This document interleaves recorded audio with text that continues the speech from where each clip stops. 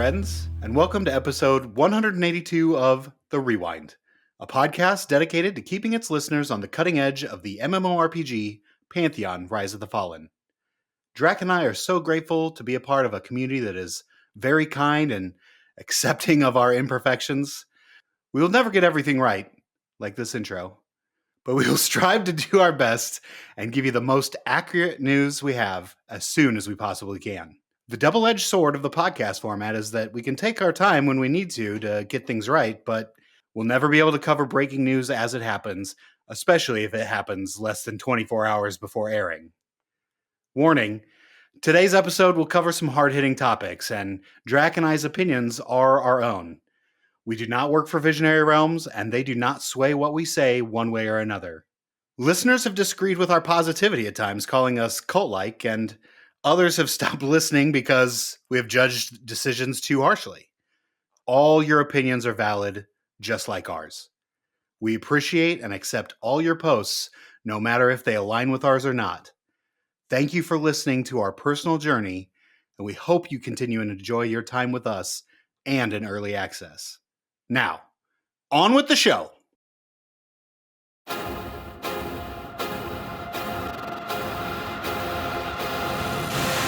Under a blood-red sky, the wildling camp loomed like a fortress of savagery.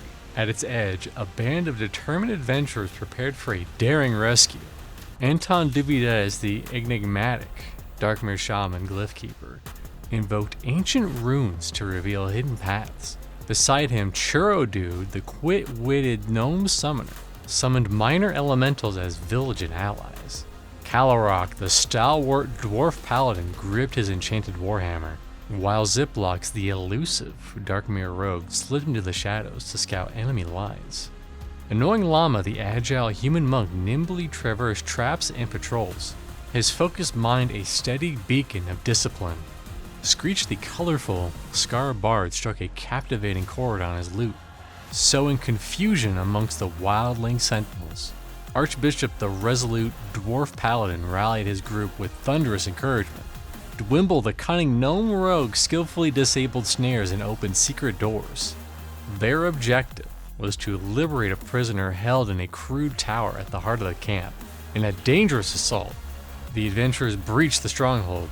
Amid clashing steel and roaring magic, they rescued the captive, whose vital knowledge promised to shift the tide of war.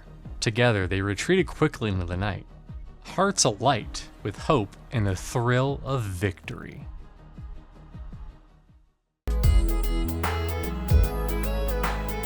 This week in Visionary Realms News and Notes.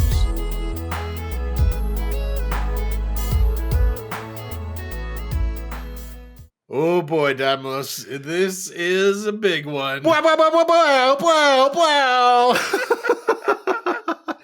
wow. Man, this is not fair that this stuff happens literally the night we're about to air our most recent episode. Gives us no time to even cut in. Like sometimes we can cut in and be like, oh, here's what happened. We had a special sit down with Draq and Daimlos to update what's this newest stuff. But this was like hours before we were about to air our last episode.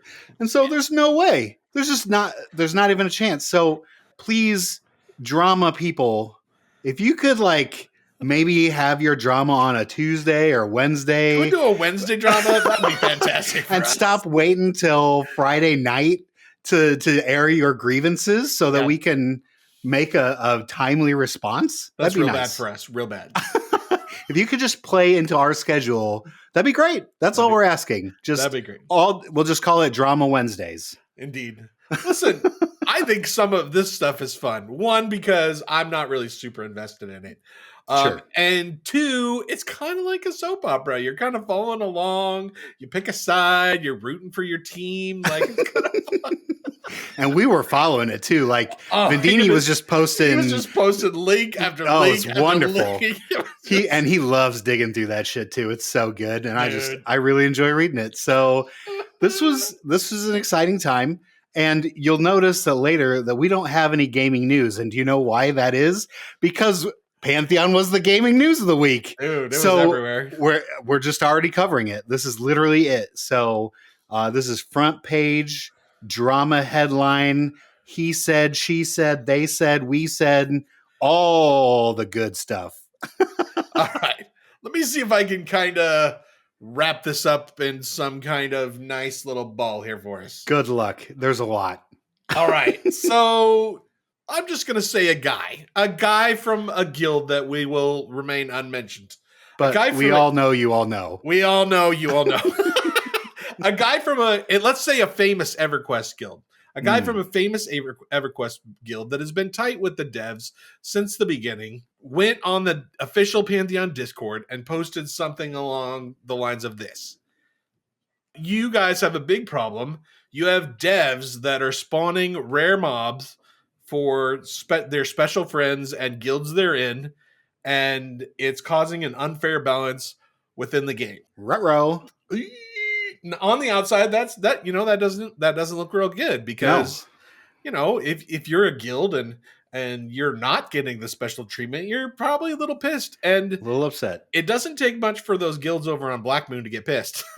That's why we're on Stormona. Exactly, which is why I don't care. But also just like, Black Moon it doesn't take much to get those guys pissed anyway. So like, yeah, any little thing will they're like the Hulk. They're always angry. They're always angry. That's the secret, Draq.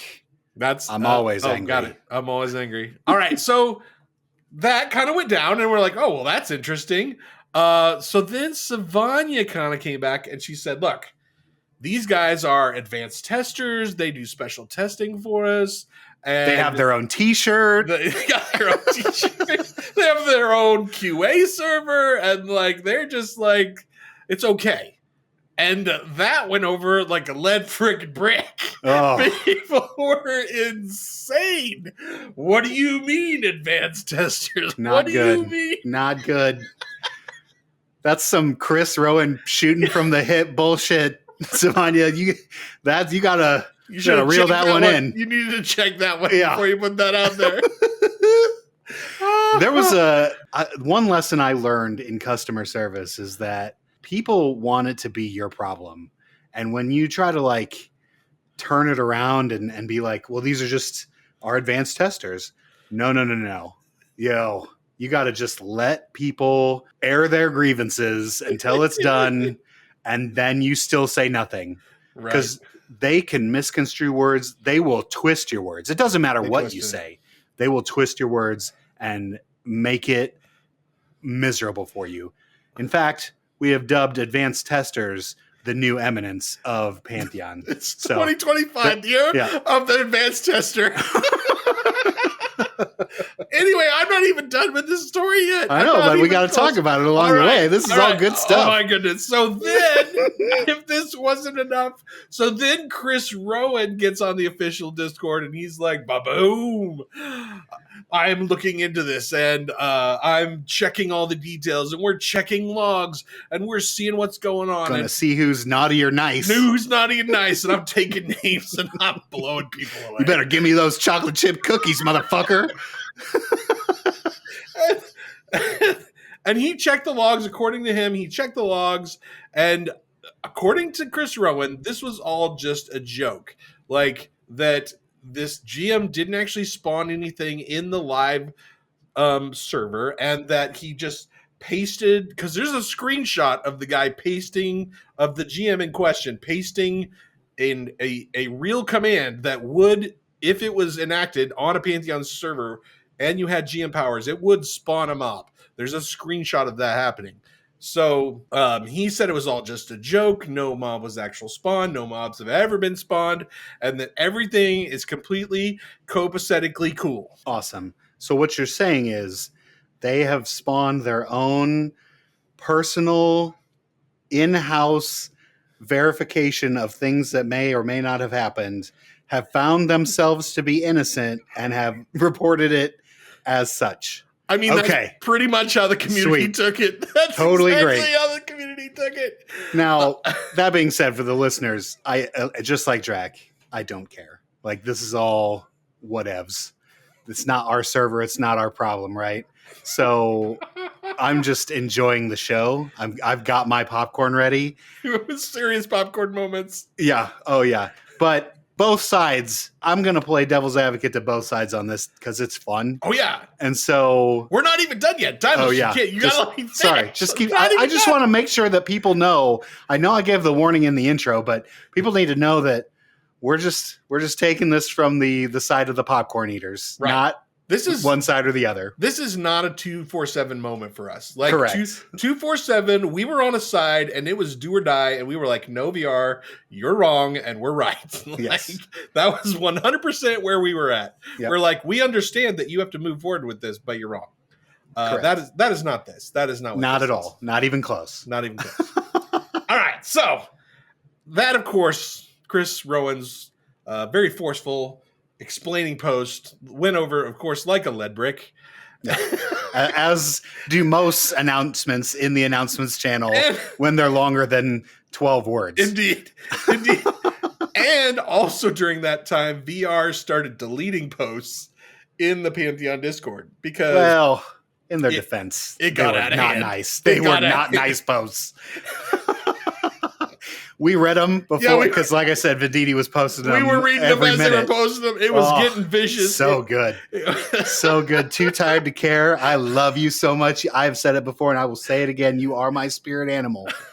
And I love that you just go after it. Go after it hard. Too tired to care, did not care. He did not. He was tired. He was definitely tired of caring. He was tired of caring. So Chris Rowan felt the need to post again. Yeah. And so he posted a second time. And he kind of fell on his sword a little bit. And this is the part that I like. Sure. Because I like it when people that have made even a small bad decision, which I kind of classify this as a small bad decision. This is more of a small bad decision that snowballed way out of control. Right. But he fell on his sword. He said, look, he's like, so far we don't have any evidence of any actual wrongdoing. But overall, we as a company are a little bit too chummy with our testers. And we get a little bit too friendly. And we understand that Pantheon, now that we're in early access, is competitive and that people take this very seriously, and we're excited that they take it seriously. So we, as the owners of the game and as the developers of the game, we can't be even perceived to be in the middle of this thing. And we can't even be perceived that we're giving other certain guilds advantages and certain guilds not advantages, because that's going to ruin our game. Yeah, that's a big snaps. Giving our snaps to Chris for that one. Yep.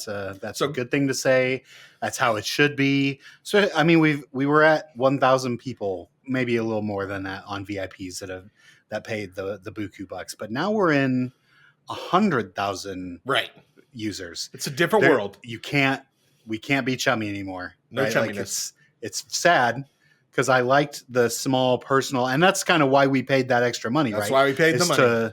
That was like one of the selling points that you gave me, Draq, was like, we get to talk to the devs. We get to talk to the devs. Know them. Joppa absolutely knows who we are. Yep, absolutely. And so that's cool. But now that there's 10 times that many, we just can't do it anymore. This is a very important thing that Chris Rowan said. I'm glad that he did. I'm glad that he fell on the sword, as you said. There really wasn't a sword to fall on, but the precedents needed to be set. Things have changed drastically for VR, for the company, for Joppa, for anyone that works there. It has to be way more professional. It can't just be VIP chumminess. All right, let me get through this. I'm almost done. I promise. No, I refuse. Let me finish the story. So, even though, Daimless and I were, understood VR deleting the Discord posts on the official Discord, of course, all that really leads to is then people going over to Reddit. Yeah, if you just delete stuff there, they're just going to find someplace else to post it. They're just going to find some other place to argue. And they're going to find someone that's going to listen over Reddit, because there are a lot of people that want to read that shit. There's a lot of bitter sauce over on Reddit. So, in the links below, we have the other side. And the entire other side of the argument of what the people that the original poster posted, and there's screenshots of all kinds of stuff in there. And you can wade through all that if you want to, or not. It's up to you. But suffice it to say, I think that we're moving now into, that's the end of the wrap up. Now we're moving into kind of what we think. What I think, as Chris Rowan said, I think they got a little bit too chummy with their testers. Oh, for sure. It's hard for me to believe that Chris Rowan would out lie about the fact that they checked the logs and they didn't find that anything happened. It's hard for me to believe that that is a lie. Now, I mean, we know them, not necessarily on a personal level, but like we've had interactions with them. We know that they're good people. We've had long conversations with them. They're not just gonna lie to cover this up. Why? What? Who cares? Dude, Who cares? Chris Rowan is the type of guy that would have come on and said, all right, we caught this guy happened. lying. We fired He's this toast." motherfucker. Yeah, exactly. Shoot from the hip, Chris Rowan. Absolutely. He would have fired him on the spot. Absolutely. Like I that's have that's no Chris doubt in Rowan. my mind. Exactly. He No would've been doubt in like, my mind. That guy's toast. All right, let's get back to business. Yeah, let me hire some new guy and bring him in and we'll get it all worked out. And Yeah. now we're going to be professional. No, that's if nothing happened. If he says nothing happened, then I genuinely believe that nothing happened. Nothing happened in terms of no Well, GM spawned things for their guild. Right. Now, do you really think that they can put that log in a say chat? Well, don't you think there is a special command that you would have to plug in first? It doesn't just go in say. Oh, yeah. That would blow my mind if that was actually the case. I don't know one way or the other, but there's got to be like a special, I'm sure, like we type /guild first, right? Like it's /GM command or something like that, right? It's not going to go in say. But so whatever. But all that to be said, if you read through that Reddit post, I do think there was probably some shady stuff going on, like some stuff that probably shouldn't have been happening. So maybe some GM information about the game, about mobs being shared to a guild that was going to raid so they could be successful, so they could be the first to kill it. That type of stuff kind of sounded like it was going on. And Chris Rowan never directly refuted any of that. And I get it. If you're a GM and you're part of a guild, you want your raids to be successful. Like, sure. And, that's how you get people to join. That's how you get people to join. So am I 100% sure that shady stuff didn't happen? No. Am I pretty sure that he was just spawning boss mobs for them to kill? No, I don't think that happened. What about you, Diamonds? Where are you? We're all human, Draq. We all are human. We are not perfect. We are very imperfect, as you will. And of course there's shady stuff going on. There's shady stuff going on all the time. Remember that time when I got a platinum from a GM once in pre-alpha whatever? In pre-alpha. That was awesome. There's been multiple pre-alpha sessions where I've got handed gear, money, all kinds of stuff just because the devs knew me. But it gets wiped in 2 days. Dude, those pre-alpha the difference. Sessions were like 3 months long. And no, they were not. They were 2 days long. Or whatever. They were a weekend. Weekend. Or you're going way back. I'm even talking about the seasons, right? Even during seasons, right? We didn't get anything during the seasons. What are you kidding? You're not quite as big a deal as I am. Oh, okay, great. Okay. Yeah. Have you been into the space? No. No, so I'm not. Shut up. Yeah, that's exactly right. I've been in space. I've been above Terminus. That's how big I am. What? Anyway, but all this stuff gets wiped, just like EA is going to get wiped. And I know they're saying, we don't want to wipe. It's going to get wiped. There's going to be some sort of glitch. It's not going to be anyone's fault. They are genuine when they say they don't want to wipe. But we all know technology. Like, we know coding. It's not perfect. Something's going to happen. We're going to have to wipe, and we'll have to start over. It's inevitable. So all this stuff that's happening right now is not going to carry over. Joppa's literally talking about having servers, legacy servers. That's all bullshit, people. Joppa, I love you, and I hope you're not listening to this, but stop fluffing the people. That's never going to happen. Why would we pay money for your shitty EA character to have a server? Get out. We're not paying that extra. We don't have any money to begin with. Why would you think that they would be willing to open up a new server, pay that money, just so you can have your old EA stuff? Sorry, get out. It's getting wiped. Just be ready. It's not soon. Like I said, they'll give us time to mourn, something's going to happen. They'll give us a week and a half to wrap up whatever we're doing and then say, we're going to the new patch now and it's going to wipe everything. So be it. and then we move forward, and it's fine. It's going to be fine. It could be months from now. It's going to be fine. Could be a year from now, but something's going to happen. It's inevitable. Here's my biggest take from this whole thing. I think VR learned their lesson. And this is, as you said before, this is an extremely important lesson to learn. And they're a growing company. They're going from small to mid-sized company, and they had to learn this lesson. And we've commented on past podcasts on our streams all over. You can go back and listen to us. It was not just we're just saying this now. We've been saying this for years. They're too chummy with their testers, and they have certain testers that they love more than other people, which, I mean, it's human. You're human. You have your friends. Everyone has their favorite kid. I understand that. But as a company, that's going to get you in trouble. And I think that they learned it. And I think that overall, not tons of damage was done here, and they'll be able to move past it. Yeah. I think in the end, it's going to help. Absolutely. There's no question. Having these rules set in place is a good thing. They really do need to take a step back. They should never be aligned with any guild. There shouldn't be any extra discords. They just need to pull out of everything.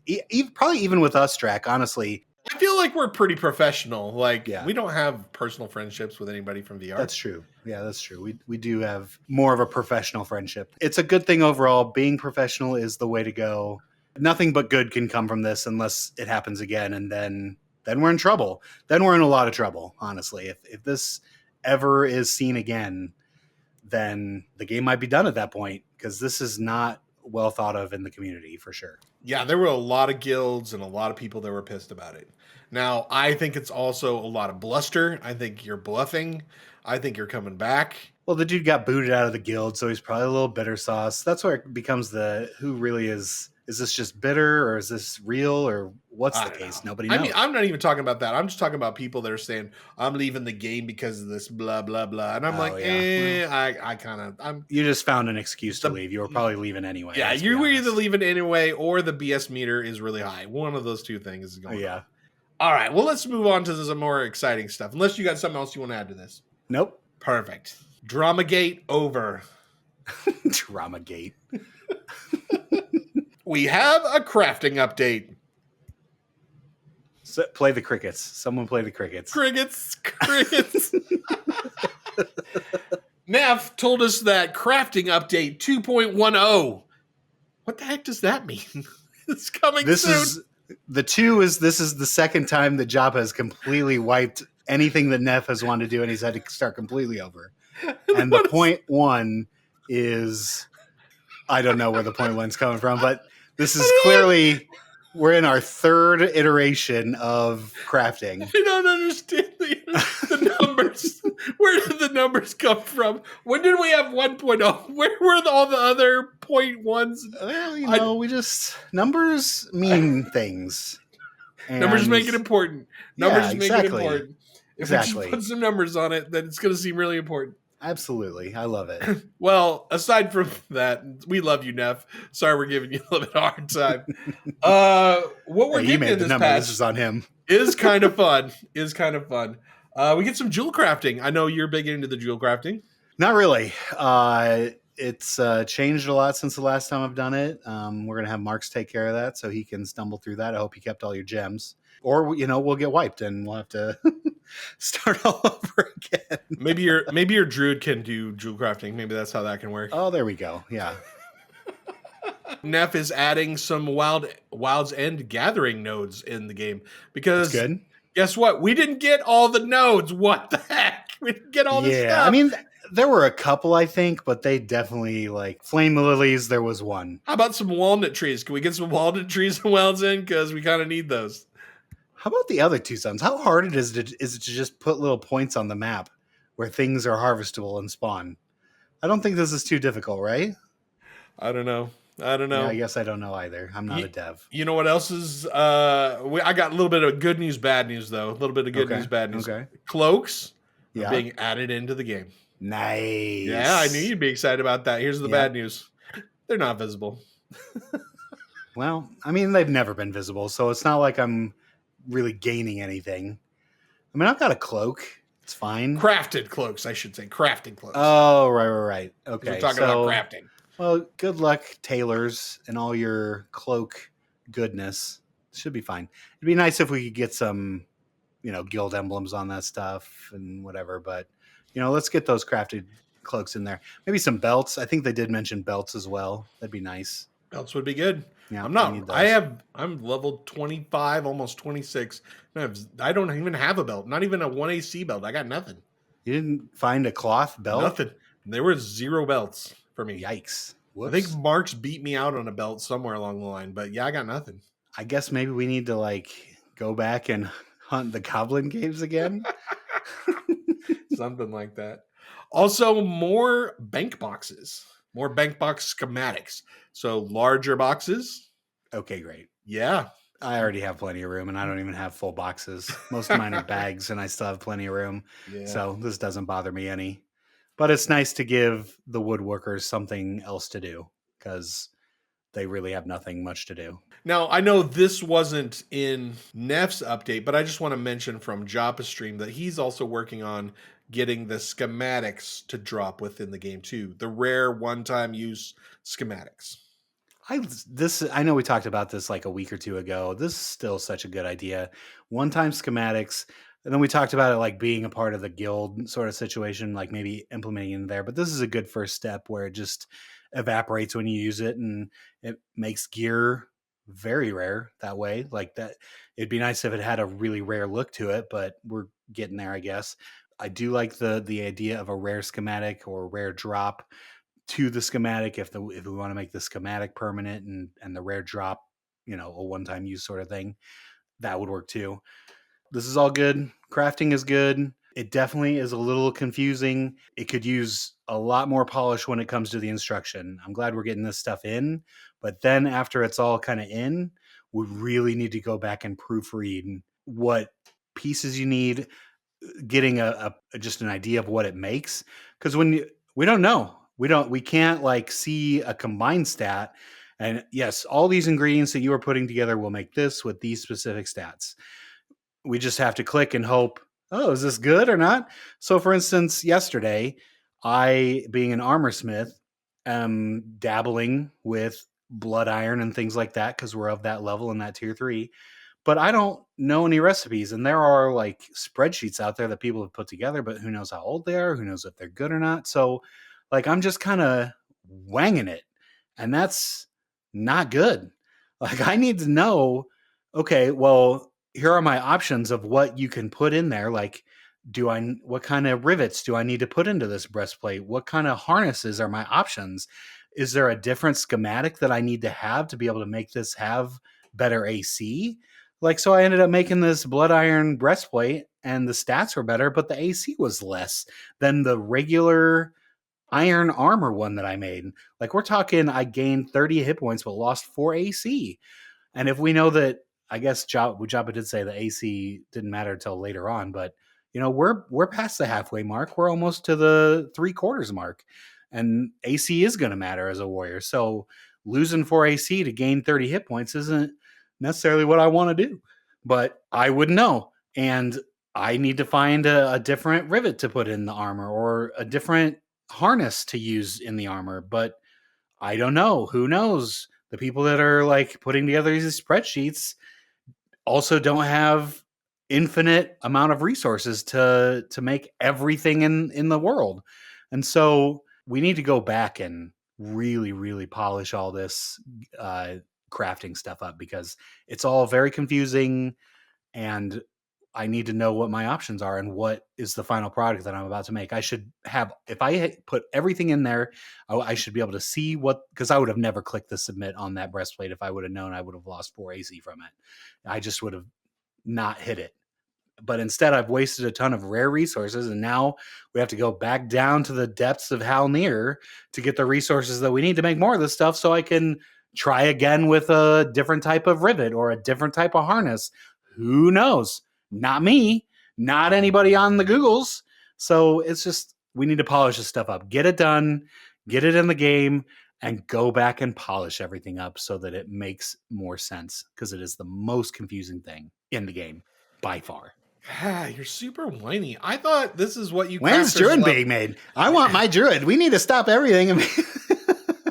thought this is what you crafters wanted. I thought you wanted the exploration and mixing things together to see what you got, the excitement of it, the thrill, the wonder. That's like real crafters. I'm like little bitch crafter, right? Well, maybe you shouldn't be crafting at the forefront. Maybe you're right.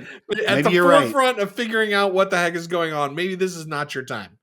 Well, I've never really enjoyed crafting to begin with, but it's kind of forced upon us because we're the testers, right? Like this is what we do. We're not actually players like the 90,000 people think that they are. We are all testers. And so I'm just doing my part. I'm trying to get this thing, but no, I should see the final product, Draq. Come on. I don't want to explore that bullshit. That's terrible. That's just a waste. You're wasting my time. You're not taking my time into consideration, and I don't appreciate that. So, but again, you're right. There are people out there that appreciate the exploration, the combining, the finding everything. I mean, we've got a couple in our guild that do that. So maybe I should have asked them, but I didn't. And so I clicked the I clicked the combine button and I got something that I didn't want, but who would have known otherwise? Not me, not any of us in our circle. So it was, I guess trial and error. And you tested it. I erred the fuck out of it. Listen, you might be a tester, but I'm an advanced tester. Okay. Get your t-shirt on, everybody. Links to the t-shirts in below. Just kidding. The t-shirt doesn't actually exist. Hey, Joppa, you get me so excited about classes and abilities. When you say you're someone, I'll come and friends for me. Hey, Joppa, I hoped your words were pure gold. My broken heart is my fault, so now I carry around an extra shaker of salt. Hey, Joppa. All right, Dimos, are you excited that the official Discord has its own PvP channel? Are you excited? I mean, I'm excited that I never have to hear from those people again, and they have They're their just own gonna be private buried in their own place. channel. Yep, they can just say all their stuff that they want to say about how great PvP is and how it's going to be the best thing for the game, and all hail 247, the greatest thing that has ever happened to Pantheon. The greatest PvP server of our time. Well, Joppa mentioned that PvP is going to be, once again, on its own server. If you have not heard, there will be no balance for PvP or no dev time spent on it. It is, quote, the Wild Wild West. Okay, that's fine. I mean, here's what that spawns, right? Now you've got no clerics. You've got probably no healers. You've got Dire Lords, wizards maybe, because they got root and can get away. You've got bards because they can run speed away. No, druids everywhere because they can be stunned and being beaten on, but they can still heal because they got a roadie. I mean, it's not that big of a heal though, right? Like it's constant healing. It's not like they can take a harm touch or something like that, or getting constantly blowed up by a Dire Lord. Like that's, yeah. Enjoy your time on 247 server. Please stay away from my server and don't touch your dirty PvP on my precious PvE servers. Well, even better news than that is Joppa once again talked about Progeny. Why? I feel like when you're listening to these streams, like I'm holding in. I'm just like, wait a minute, what? I rewound. Yeah, I'm sure you did. The thing, and I was did he just say the P word? Did you just say the P word? Progeny. I think you said the P word. I'm going to listen to this part 30 times and then make sure I mention it on the rewind just to piss off Dimlos. I listened to Joppa on 2x. I rewound it to before that and then put it back to 1x and listened to it in its full glory. I see myself being warmer to it as the game moves along. End quote. Yes. I don't even know what that means. Like, how do you implement something like that? Again, this needs to happen from the beginning. It can't be now because it's just going to be stupid and broken. I don't get it. I don't know. I don't know what to tell you. I hate every time he brings it up because honestly, it just delays everything else. I think he's just blowing smoke. I don't think it's ever happening. Anyway, moving on. The Knightwolf Knoll. We've been there a couple times. We played it. We died. We died a bunch. We got a bunch. We got trained a couple times. By our own people. By our own people. Thanks, Greybox. You guys are awesome. For those of you that don't know, it's 23 through 28. It is in the Eastern Plains, and it is Werewolf Dungeon, and it's vertical, and it's pretty fun. It is pretty fun. It gives those Velk vibes, maybe without the slipping and sliding. It's very dangerous up there. Rangers beware, since it's vertical. You can jump off and you can die. So don't be doing that jumping back and forth stuff. You've got to stay melee or range. Don't be doing it back and forth. Or do, and you'll die. Very exciting. Joppa also mentioned that he is thinking about adding some of that slipperiness or some spikes and some traps on the outside of the dungeon, just to get you in big trouble if you try to like skip and go to the end boss stuff. Yeah, because everyone's doing that. Yeah, there's a way to work your way up, but why would you do that when there's a clear path right to, you just have to kill 2 things to break into it, and then it's right there. Okay, well, of course I'm going to use that. Why wouldn't I? I'd use it every time. Why wouldn't I? Also, why wouldn't I? Why wouldn't I use Charm? Because that's coming soon. Is it? Joppa mentioned that Imminent. It was on the back border, but our now advanced testers are testing it. it's now imminent. The big problems with Charm are you have to balance the insane mob hit points and also the insane damage that they do, but make it usable for the enchanter. So you're going to try to figure out what EQ couldn't? Great. Good luck. It's going to be so broken. It's just, I just don't see a way around that unless you like scale it all down and then it instantly comes back when the charm breaks. Maybe that's the way to do it, and they die really easily and they don't do a whole lot of damage. I don't know. I don't know what that answer is. It's going to take a lot of balancing. Hopefully our advanced testers get it right, but we'll see. I don't know. I've only seen Charm in 2 iterations, which is completely useless or completely overpowered. There's never been any middle ground. Good luck, VR. Now, I know some of you have tuned in for this next bit. It's not a lot of beans, but it's a little bit of beans, and we have some bard beans. So apparently our good buddy Phil... I'm sorry, Phil. I'm sorry. Our good buddy Phil... over at PVL, he is the sound guy. He is now in charge of all the sound for Pantheon Rise of the Fallen. He contacted Joppa and he twisted his arm and said, "Hey, Joppa, if we're going to do this bard thing, I need you to kind of get a core bard class in place so I can start, repping up my cool music stuff for it." And Joppa said, okay, he's going to put a core bard into place in the next couple of weeks. Are you excited about core bard? Not really. I mean, this is the very beginning. I still don't plan on seeing Bard till maybe late this year. Maybe. It's going to be a while. I'm not going to hold my breath, that's for sure. If Joppa says, would you like the Bard released now in its current form, or would you like to wait till it's completed? Vote, wait till it's completed. Just ask your local warrior about that, how that works out. Yep. It's not great. It's fine, but it's not great. Joppa also went over lanterns and torches. So lots of interesting stuff. How do we even talk about this in this new world of the burning sun? Oh, Unity 6, great. Things do look sharper in the shade, but everything else is jank right now. It's so unbelievably bad. If you look down, your whole monitor turns white like it's on a spreadsheet. It's absolutely atrocious. I hope that when tomorrow hits and we get patch day, that it solves everything and turns it all back to what it used to be. Because this is miserable. There are places where we run up hills and it all turns black. There are places that, especially in the fog, if it's foggy during the day, the light hits the fog and you're blind. Your monitor just goes into this seizure mode, and there's a good chance you could die from it because it's so bright. The campfires are unbelievable. The fog, Draq's little burning sun on his shoulder. All of it is terrible.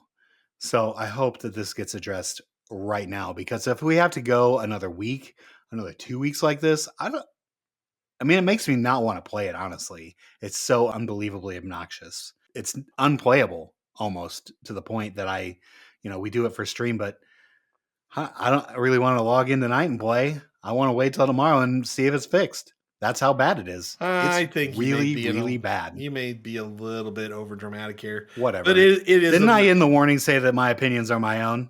Yeah, whatever. It is a little bit. It is a little bit obnoxious. A little bit? Yeah. It's not even a little bit, Draq. The campfires at the orcs go straight to the moon. It looks like you're like Star Trek and you're being beamed up to the Enterprise. It's unbelievable. Like and it's just the permanent like final moment where you get beamed up and the full light is coming down on you. That's what a campfire looks like. I'm telling you, man, that's just unplayable. Maybe it's because you have such a tiny monitor, but if you are important and have huge monitors like mine, then what monitor envy. You know what they say about is. Guys with large monitors? They have very interactive gaming sessions. Yes, Draq, that's exactly what they say. That's what they say. Anyway, that's not where I was going with this. Torches and lanterns. Joppa wants torches to be brighter, but they don't go as far. They're bright, very bright. And he wants lanterns to go farther, but not be as bright. And you have to pick between the two. Here's what I know, that the whole light slot thing keeps getting weirder, because Joppa's like, okay, well, we're gonna put it in your light slot, but then if you're actually holding it, then it's gonna be brighter. I already gave them the solution to this, and they will not listen to me. You give every single intelligence caster mage-like, you make it not crazy, like mana reduction, how it is currently, and you just move on. What? This is not hard. Call it done. You've given the dumb shaman and druids mobility and travel spells. Give the Inkcaster something. This can be our thing. We're the lighters. We light people up. Whatever. I know. So, speaking of lighting up my life, Silent Plains. Joppa's working on Silent Plains.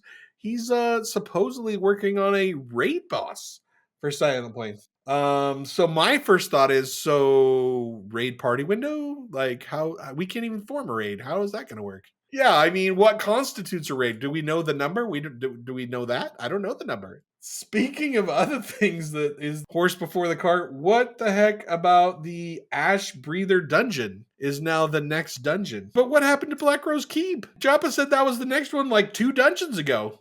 We're sorry, Joppa is not answering those questions at this time. Please see your duly appointed VR representative. Last but not least, Joppa talked a little bit about the cleric and how, as Vendini put it, he's going to take from the shaman and give to the cleric. The shaman has too much, and then so he's going to take some stuff from the shaman and give it to the cleric. I'm not sure about this. There was a bunch of people in chat that were like, no, just give the cleric stuff to match what the shaman has. The shaman's good. Don't touch the shaman. Just give to the cleric. Classic VR. Balance everything and then change it all. I don't like the thought that the shaman has too many spells. What happened to all the great plans and how we had this class identity and we had all the spells and skills planned out till 40 and all the and we were just waiting for tech to make it happen. This just screams like we don't have any other ideas of things to do, and we're just running out of ideas, so we're going to steal from the shaman. You already fixed this. You already know what the cleric's supposed to be. It's supposed to be battle cleric. You're supposed to give it skills that proc off melee, and that so you can be a frontline cleric, and you can be up there doing the damage, taking the damage. I don't know. I just think that don't make the cleric have shaman skills. Give the cleric its own flavor. You're going to have to edit the crap out of that. 5. Draq, I'm so disappointed in you. 4. Luckily, every week I dominate this list and just destroy Dimos. 3. I thought you would just tuck your head between, No your way! cheeks. No, my list is amazing. It's not at all. 2. Oh, already your list is the worst. Your list is the worst. 1. All right, Dimos. Well, I may be undefeated in 2025. I understand that I'm the Philadelphia Eagles of this podcast, but you may have, I'm willing to give you this one small concession. You may have come up with the perfect top 5 question for all time, really, for this far up into the podcast, because there has never been a question that the Patreons have ever been this excited about. than top 5 smells. I think we should just dive right in at this point. So the best top 5 we've ever had, the most Patreons that have responded, including our newest one, Dwimble. Shout out to Dwimble. So now we have 5 people that I get to make fun of for money. So this is very exciting. But before we get into them, let's see what you have to say.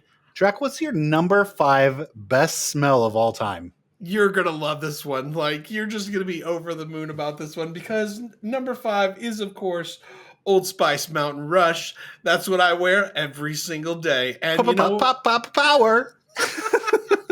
And you know why that's the best smell? Why is that the best smell? Because my wife loves it, and she likes to get close to me when I'm wearing the Old Spice Mountain Rush. Oh, that's precious. That's so precious. Well, thank God, because you stank. So thank you, Old Spice, for taking care of Draq's stanky booty. Wow.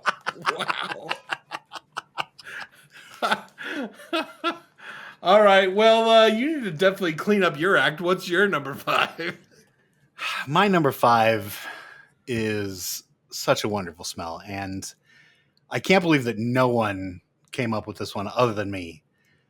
But when you walk into a mall or sometimes a sandwich shop they're attached to, Cinnabon.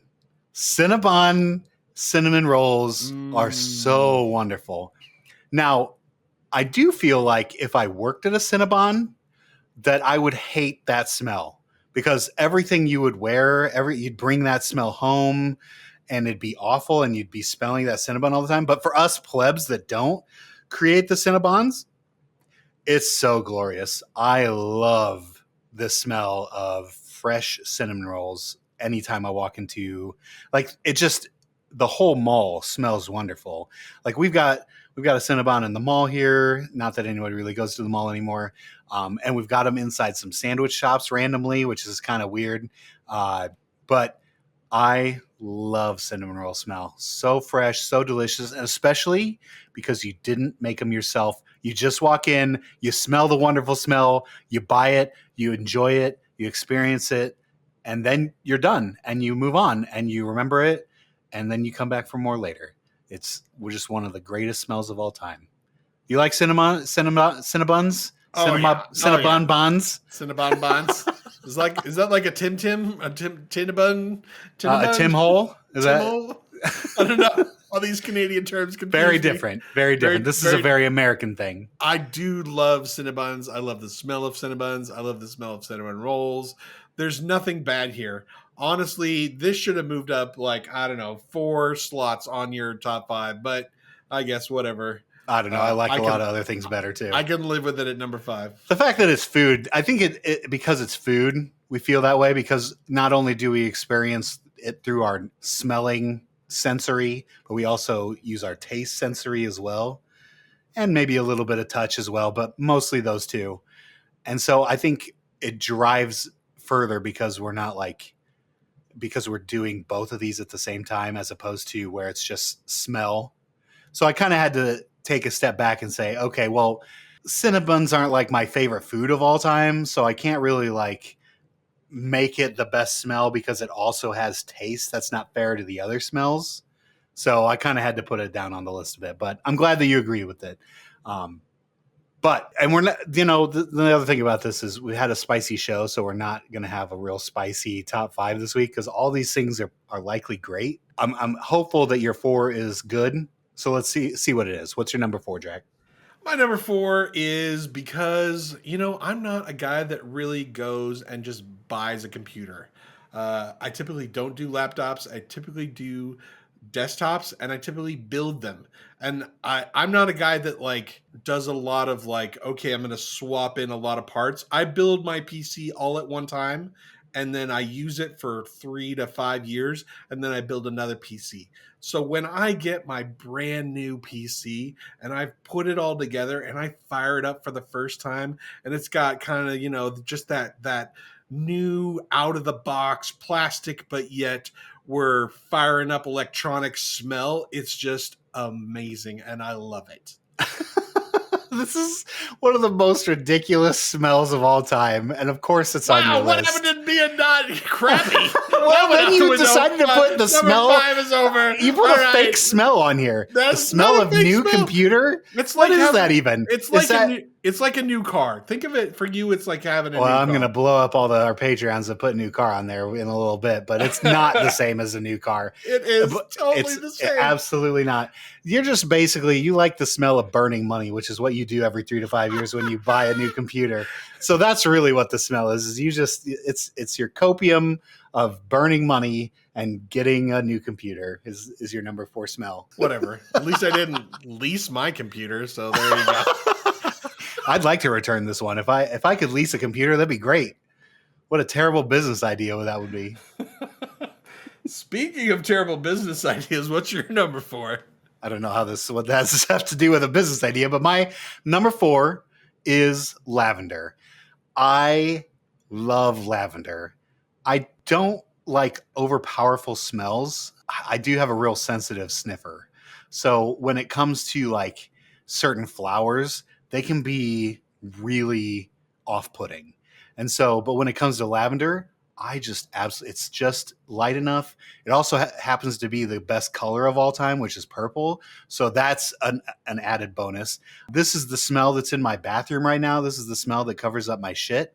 So I love it for that too, because it prevents me from having to smell that, which is great. Lavender, number 4, best flower smell by far, and definitely one of the top 5 smells out there of all time. No. First, I got 2 things Wow. for this. Oh, this God. pick is so bad. New that I have computer is way better than lavender. way better. New computer is in a different universe, and it's in a different goodness. meta universe. Like we're At least mine's a real smell. Yours No. is just some made up thing that you decided.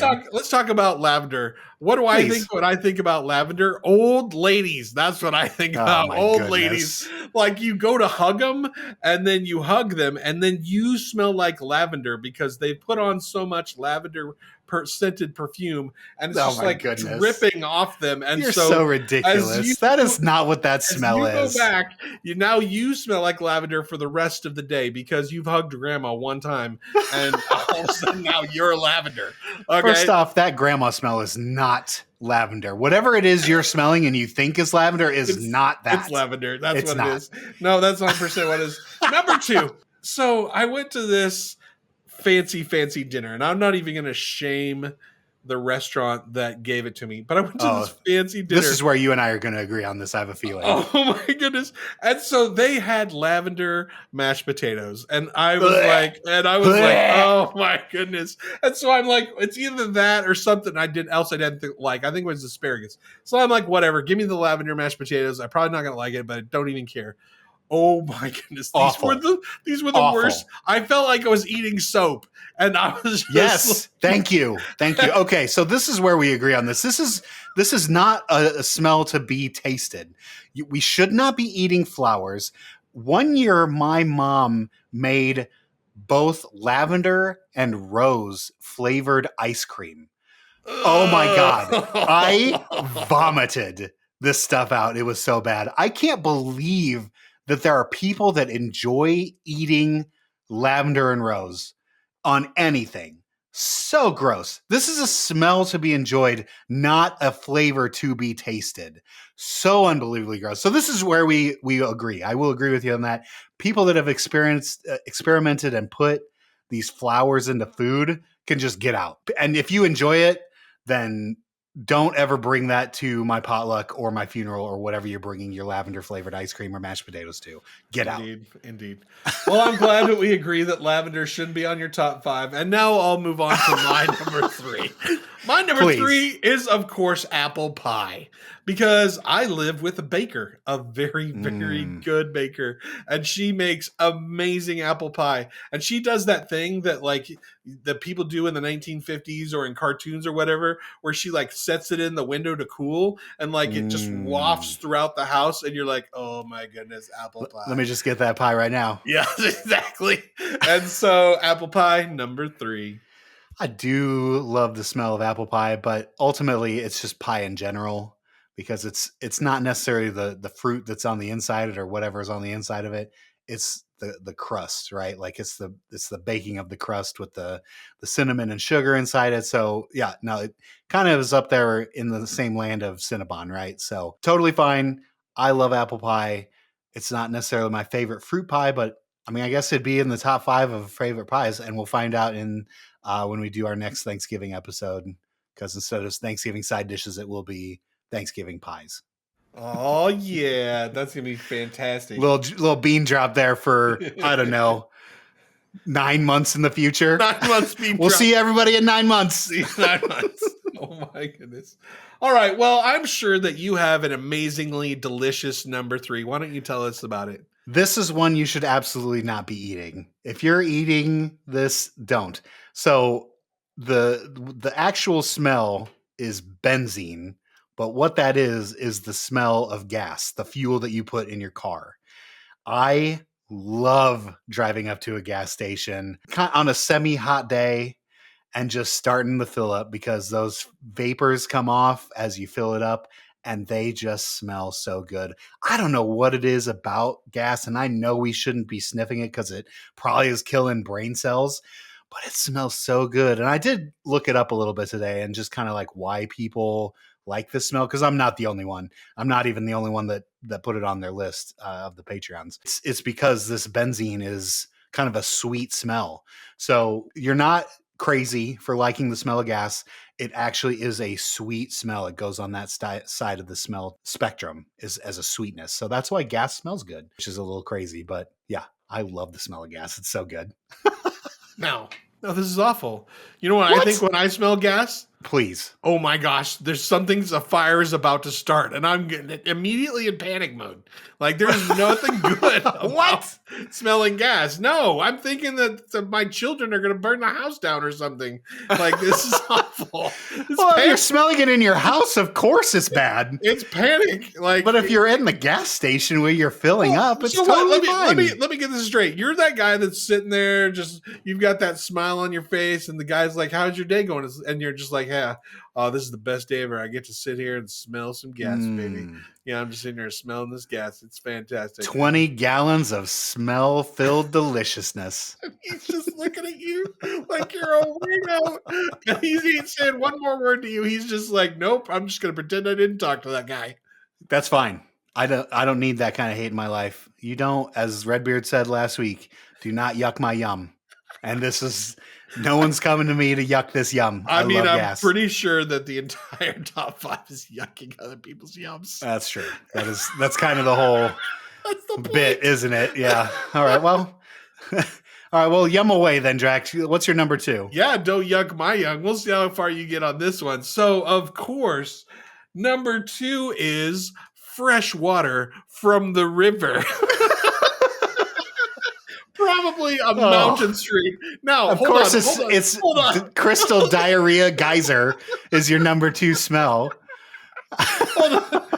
With a little bit of backstory, you and I used to live in Nebraska, and it has the biggest source of fresh water in the United States. The Ogallala Aquifer. It's called the Ogallala Aquifer. If you live in Nebraska, you know about the Ogallala Aquifer. And other states that surround Nebraska know about this aquifer because they want that shit. Because they're a bunch of dirty stealers of our water. That's what they are. They get nothing. They get nothing.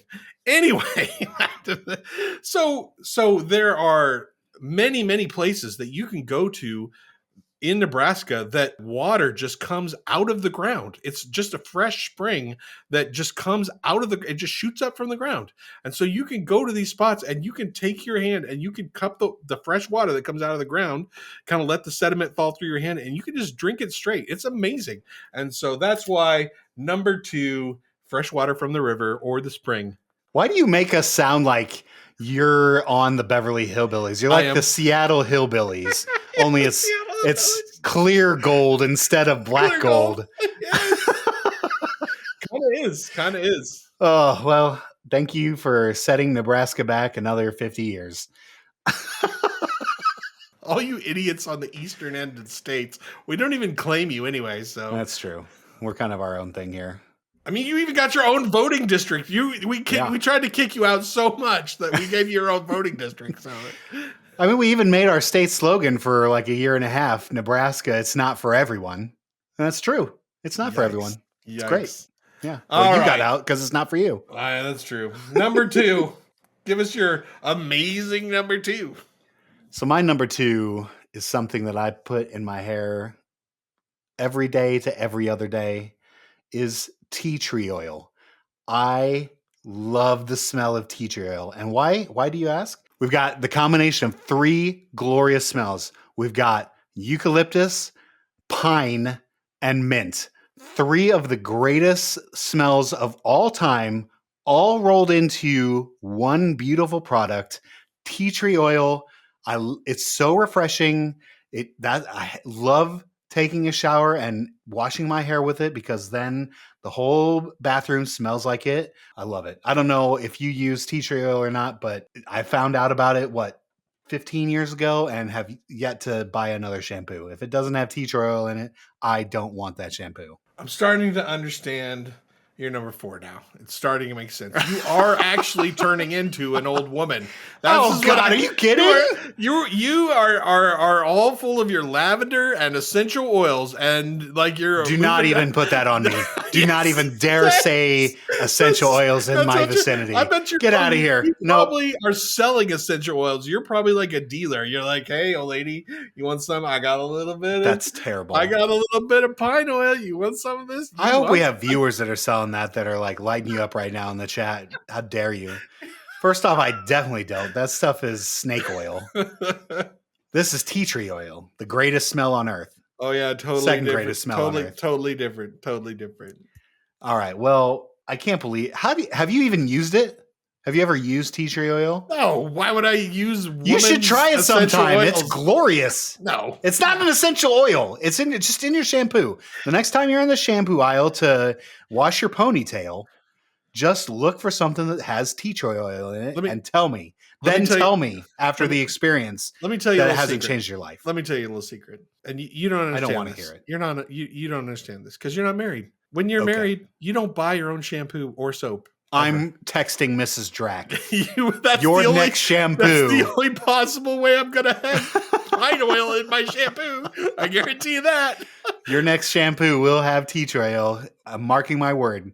You will be using tea tree oil and you will be addicted. And then in that Thanksgiving podcast 9 months from now, you'll be like, oh, remember when we previewed that and you said tea tree oil was your number 2? I finally used tea tree oil, and you were absolutely right, Daimlos. God, you're the smartest man I know. And I'll be like, duh. You know what else is duh? Is my number 1. Because this is just the no-brainer of all smells, which is, of course, a steak on a grill. Preferably a ribeye or a T-bone. Those are my 2 favorite cuts. But I do like the New York strip myself, but you're right. You put a little Lowry seasoned salt on it. You flip it over a couple, and you are good to go for the perfect, absolutely number 1 smell. I cannot disagree with you on this. Steak is wonderful, especially because we come from the state of beef. I know everyone thinks that it's corn because we have a stupid football team that's named Iowa is corn, Nebraska beef. We do more wheat than anything, but yes, beef is. We've got the stocks. All your beef comes from us. All your fish come from outside in. All your beef comes from inside out. So enjoy all your Nebraska steaks on us because they're the best. Speaking of the best, what's your number 1? Drac, I think because we kind of like your number 1, because we both taste and smell it at the same time, we're kind of on the same wavelength. So for me, it is the smell of cooking bacon. You can do it on the grill. You can do it on the pan. You can do it in the oven. I don't care. But the smell of that cooking, delicious, delicious fatty bacon, and the thicker, the better. And you know what else I love on my bacon? A big old honk of pepper on there too. Just slather that thing in pepper and give me a thick slice of bacon and just grease everywhere as I'm cooking it. Bacon is God's gift to humans. It's good. It's so good. I just can't get enough of that bacon. It smells so good, and it is so unbelievably unhealthy for you that we've had to turn turkeys into it, and that's not nearly as good because it's that fat that's cooking, that's Yeah. sizzling, that smells so It's good. fantastic. Oh. You know what the best and if you're a good Nebraska cook, you are as you said, it's the thick bacon. You can't go with that little skinny stuff. Nope. You are slathering pepper on it, and you are not wasting that bacon grease. You are not wasting that fat. Oh, absolutely as not. you're cooking it. You have a can at the bottom that's collecting all that for your future gravies, for your future, you can cook with it. You can grease your pans with it. There is all kinds of stuff that you can use that bacon grease for. And you do not waste that. Do not let that precious juice go to waste. So good. You use all of the water buffalo, right? That's how you should always do your bacon. Make sure you don't give any part of that up. You paid for it. It's the best. We've put it in soups before. Oh, so good. I love that fatty bacon. Oh, I'm thinking about it right now. We have to cook some bacon right now. All right, Jack. Well, I think we won. I think we both won. We did. There's other than your, crystal diarrhea geyser. Other than you 2. being an old woman, you were fine too. Okay, good. Well, now that we're done making fun of each other, we've got 5 people now to make fun of. So let's just rip right into this. I think we should start with Dwimble since he's our new guy. How do you feel about that? Wait, I feel like you haven't even done the sound yet. You haven't even called for the list yet. Shit. I don't even know what you're doing right now. You're so excited about the Patreon's list that you've skipped everything. Everyone's so excited about it. I'm excited about it too. Of course I missed it. So, okay, Draq, please make the sound. Biddly-doo, biddly-doo, biddly-doo. So good. I'm so amped. All right, here we go. Number 5 from Dwimble is fresh fajitas. Yep, can't go wrong with that. Kind of a weird one. Fresh fajitas from a restaurant. I also like that smell, chicken or steak. They're both good. So it's kind of like the same as your number 1 because it's coming off the grill. Hopefully you're feeling good about that one, Draq. You like fajitas? Yeah, fajitas are good. Okay. Good smelling. I enjoy that. I don't know that I put on my top 5, but it's top 10. Sure. I mean, it is kind of technically on your top 5. It technically is your number 1 because it's steak fajitas, right? So, okay. Well, we'll agree to disagree. Yeah. Number 4, pine trees in the rain. So now we're combining 2 smells. So at least I feel like this is a little cheating. Yeah. I feel like this. Dwimble gets a pass this week. No, we're throwing a 5-yard flag, okay? Yeah. You're getting a pass this week because this is your first list, but it needs to be specific. It's either pine trees or rain. You can't have pine trees in the rain. Now you're just taking 2 smells. At least with me, when I said tea tree oil, that's a product. That is a one product that just happens to have hints of 3 different smells. It's not my fault that it's 3 of the best smells, one of them being pine. So... sorry, Dwimble, you failed on this one, but both rain and pine trees are a good smell. You're right. But number 3, bacon. Wait. What? I got to talk about pine trees for a second. Did you know that Nebraska is home to the biggest pine tree forest in the world? Did I know that, or are you just dropping this? No, I'm asking you if you knew that. Of course I did. I live here. Yeah, of course. Halsey, Nebraska has the biggest pine tree forest in the world. They grow them there artificially, thousands of them all over the place, and they ship them all around the world. Pine trees in Nebraska. Enjoy your Christmases, people. Founder of Arbor Day, Nebraska. We did also find Arbor Day. Yep. Yeah. Yep. Good stuff. We are really good at Pantheon, Rise of the Fallen news, and also Nebraska trivia. Okay. Everyone is clamoring for that Nebraska trivia. Don't get us started on Kool-Aid. You get any Canada trivia on this podcast. Nope. You get straight up Nebraska trivia. Big Maple, get the fuck out. All right, well, let's keep going, or we're going to be here forever. So number 3 was bacon, dumb, because it should be number 1. Number 2, gas and burning rubber. He specifically said on the racetrack. So I'm glad that we've got a NASCAR fan here. I guess that's something to be expected when you come from Texas. You don't really know what a good smell is, because burning rubber is not a good smell. Gas, great smell on my list, but burning rubber, just also again left. 2 smells. Yep, that is another flag. So Dwimble, lock it up for next week. You're up to 25 yards worth of penalties here so far.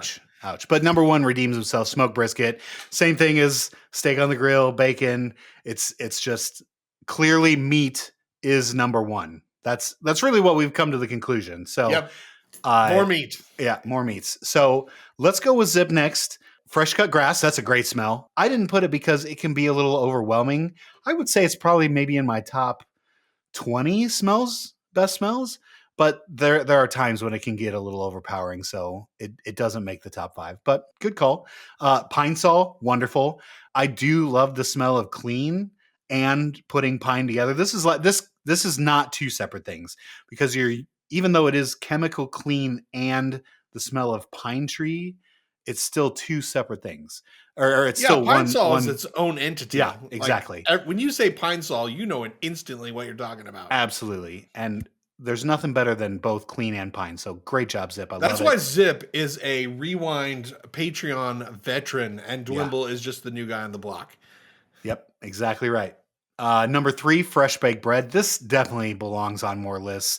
I just didn't have room for it because I just have so many. I guess that technically the cinnamon rolls are a sort of bread, and you put apple pie, which is the crust is, carbs. So it's kind of all in the same wheelhouse. So good job, number 3 on for Zip. Number 2, he said I had to limit it down, so it says salty ocean breeze, but it was specifically when the water from the ocean crashes onto a boat into the air, and then you smell that open air with the salty smell of the ocean in it. So I can't disagree with that, though I am in a landlocked state. I have been to the ocean. It does smell great.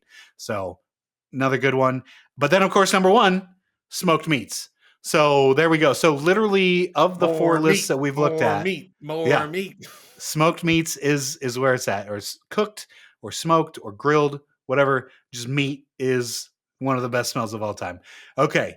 Let's move on to archbishops. This one is absolute troll. Number 5, fresh baked sourdough. Damn you, archbishops. You know that we don't like sourdough. We hated on your sourdough pick from last week because you tried to make a artichoke bread bowl dip out of sourdough, and it's not functionally good. But fresh baked bread is delicious. Sourdough, not as delicious. I'll still eat it, but it's not my favorite bread. So I guess 5, okay. Number 4, I'm actually surprised more of us didn't have this on our list. Garlic is a wonderful smell. This is easily a top 10 smell. Not even a top 20. It's top 10. You don't like garlic? I mean, I like garlic, but it's always in conjunction with something else. Just by itself, Sure. I don't know. I like it. Number 3, Windex. The smell of clean is wonderful. So Why Windex when you have Pine Sol? That's though? true. I mean, I totally agree with you on that. But your windows can't use Pine Sol, so they have to use Windex. Maybe he just likes. Can't? Oops. I mean, maybe Pine Sol makes a clear solution, but yeah, you should not be using Pine Sol on your windows. Luckily, I'm sure your wife does the cleaning for you, or you pay someone to do it that won't mess that up.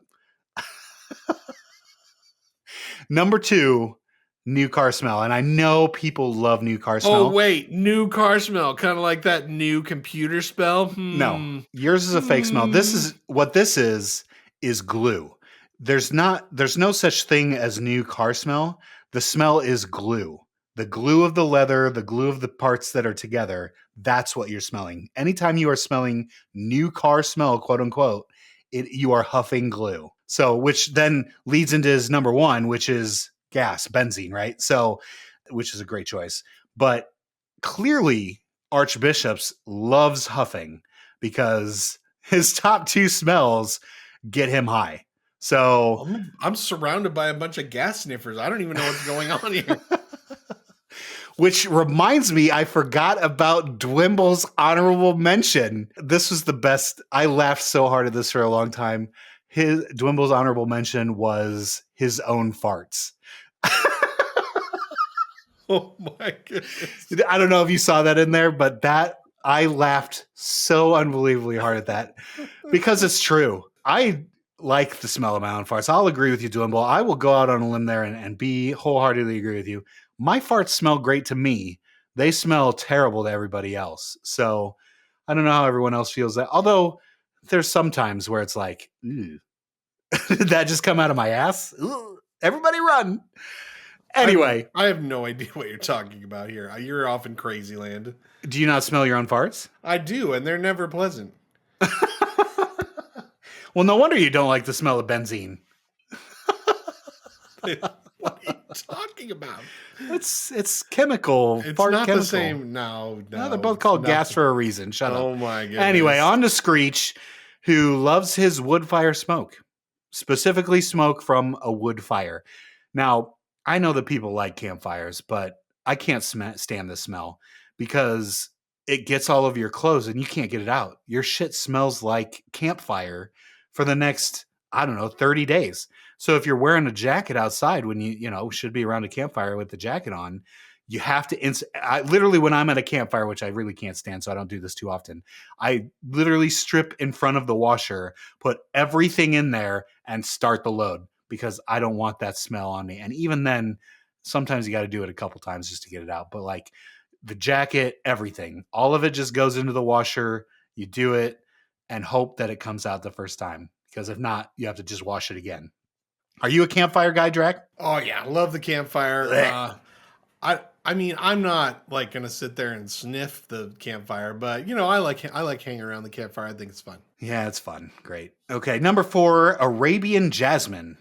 Is this different than regular jasmine? I don't know. I mean, you should be the one to know. You're the lavender sniffer, so isn't that about the same thing? I have no idea. My little bottle of Arabian jasmine is sitting right next to my little bottle of lavender, and Okay, whatever. Get out of you here. huff it together, maybe. I don't know. Maybe. On to number 3, which is rain. He put the fancy word for it, which is petrichor. I don't know if I've ever heard of that word before. What is going honestly. on here? Why? How is our Patreon this intelligent? That's not a thing. Just put rain, Screech. Just put rain. That's maybe that's Old English. Maybe that's rain in the Old English. Maybe that's what it is. Maybe that could be, but that's far too intelligent for this. Henry VIII, what he spoke, how he said rain, something like that. We're gonna move on because you and I are not intelligent enough for this word. But then number 2 and number 1, fresh pepperoni pizza, and then meat cooking on charcoal. So now we're back to the meat. 4 of 7 lists that all have meat on it as the number 1. So clearly, what we can take away from this is that meat is the number 1 smell of all time. And anyone that thinks otherwise, like archbishops and Annoying Llama, can get out. Speaking of Annoying Llama, the man comes out of the woodwork hard. It's crazy. He was the first one. He was like, I got this. Bam. Bro, smells? Are you kidding me? Smells? This is my jam. And he dropped 5 different smells of cologne. I don't even know any of these. I was going to run off to like J.C. Penney and try to smell these things, but I didn't have enough time to do that. J.C. Penney's would have looked at you and been like, bro, this is a J.C. Penney's. Like, you're going to have to go way more high end than that. I don't know.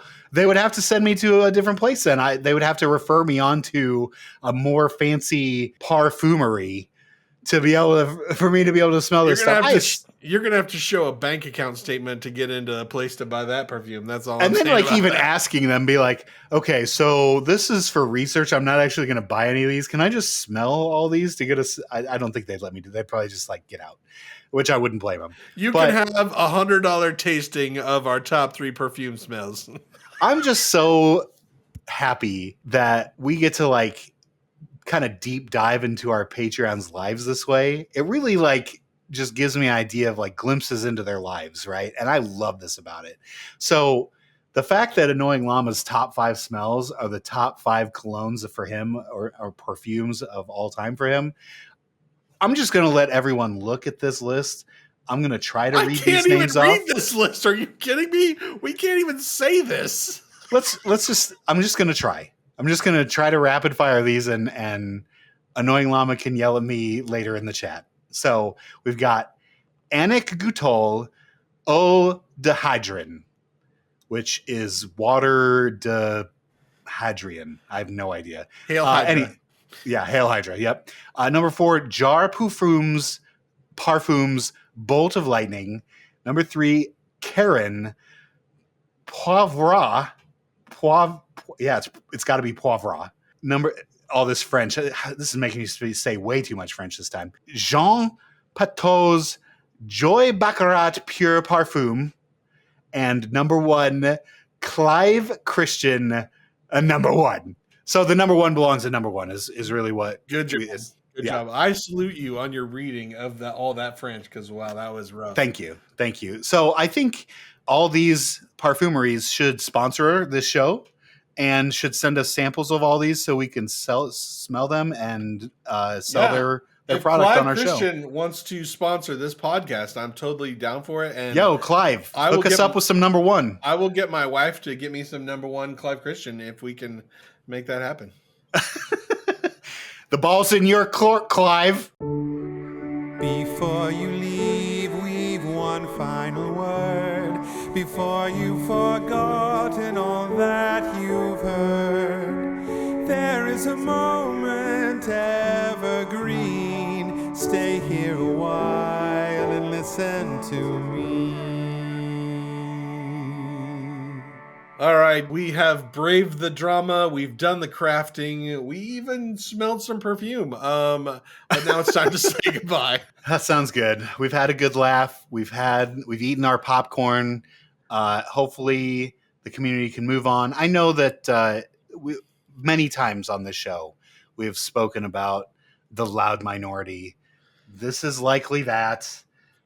I know that there's a lot of people that are fine with it. They really don't have any reason to lie.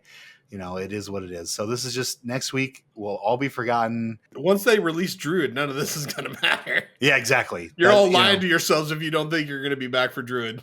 Yep, exactly right. Herode is going to change the world. Yeah. And I can't wait for it.